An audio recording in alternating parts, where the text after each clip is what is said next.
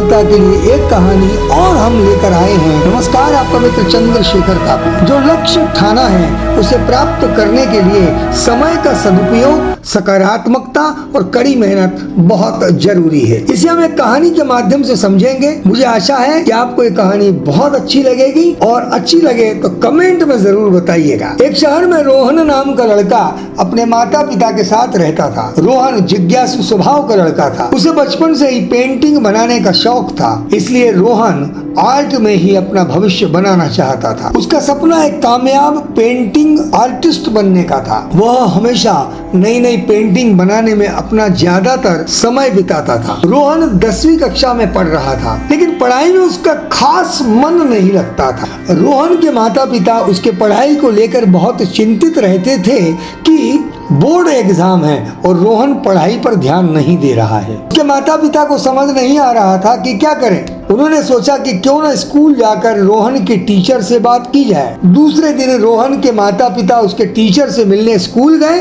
और उन्होंने रोहन की पढ़ाई को लेकर उनसे बातचीत की। उन्होंने कहा कि मैडम, आप ही रोहन को समझाएं, पढ़ने में उसका मन ही नहीं लगता। इस पर मैडम ने कहा कि ठीक है, मैं रोहन को समझाऊंगी। कुछ दिनों बाद ही स्कूल में आर्ट कंपटीशन का आयोजन हुआ, जिसमें हमेशा की तरह रोहन अव्वल आया। रोहन ने बहुत ही सुंदर और यूनिक पेंटिंग बनाई थी। दूसरे दिन टीचर ने रोहन से पूछा कि तुम इतने होशियार हो, इतनी सुंदर पेंटिंग बनाते हो, हमेशा अव्वल आते हो, तो तुम पढ़ाई मन लगाकर क्यों नहीं करते हो?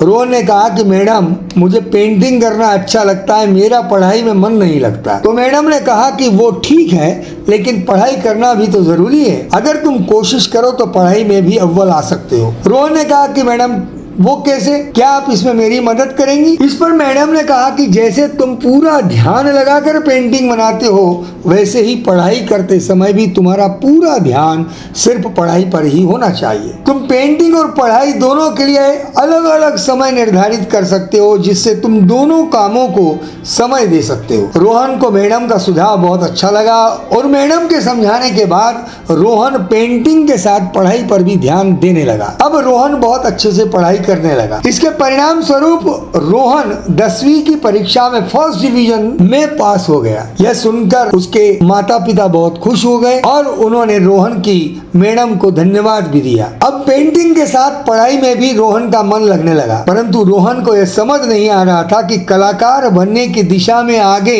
कैसे बढ़ा जाए। कुछ समय तक ऐसे ही चलता रहा। इसी बीच रोहन ने 12वीं की कक्षा की परीक्षा दी और उसके परिणाम का इंतजार कर रहा था। एक दिन रोहन के घर मेहमान आए। मेहमान ने रोहन से पूछा कि बेटा, तुम क्या कर रहे हो? इस पर रोहन ने कहा कि मैंने अभी 12वीं की परीक्षा दी है और मैं पेंटिंग भी करता हूँ। तो मेहमान ने कहा, ये तो बहुत अच्छी बात है, मुझे तुम्हारी पेंटिंग देखना है। रोहन की पेंटिंग देखकर वो बहुत खुश हो गए। उन्होंने रोहन को शाबाशी दी और कहा कि तुम्हारी हर पेंटिंग से एक प्रेरणा मिलती है, तुम्हारी सोच बहुत यूनिक है। रोहन ने खुश होकर उन्हें धन्यवाद दिया, पर आगे कहा कि अंकल, मैं एक पेंटिंग आर्टिस्ट बनना चाहता हूँ, पर कुछ समझ नहीं आ रहा कि आगे क्या किया जाए। तो अंकल ने कहा कि तुम पेंटिंग का एडवांस कोर्स कर सकते हो, जिससे तुम्हें मदद मिलेगी। अंकल की बात रोहन को अच्छी लगी। रोहन ने एडवांस कोर्स के लिए अप्लाई किया और उसमें नई नई तकनीक सीखी, जिससे वह और भी अच्छी पेंटिंग बनाने लगा। कुछ दिनों बाद शहर में एक आर्ट एग्जीबिशन होने वाला था, तो रोहन ने सोचा कि क्यों ना मैं भी अपनी पेंटिंग एग्जीबिशन में लगाऊं। फिर उसने कुछ प्रयत्न करके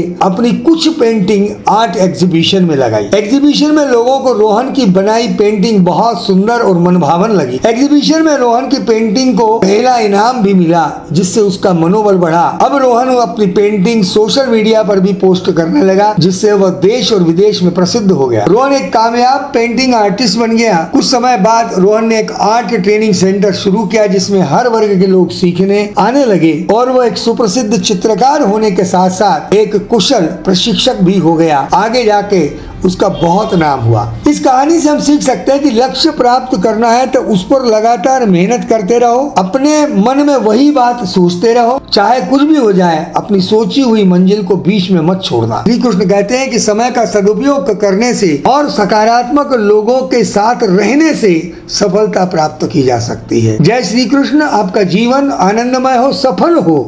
आपको ये कहानी कैसी लगी जरूर बताइए कमेंट में, लाइक करिए और निवेदन है कि चैनल भी सब्सक्राइब करिए। धन्यवाद। Be happy.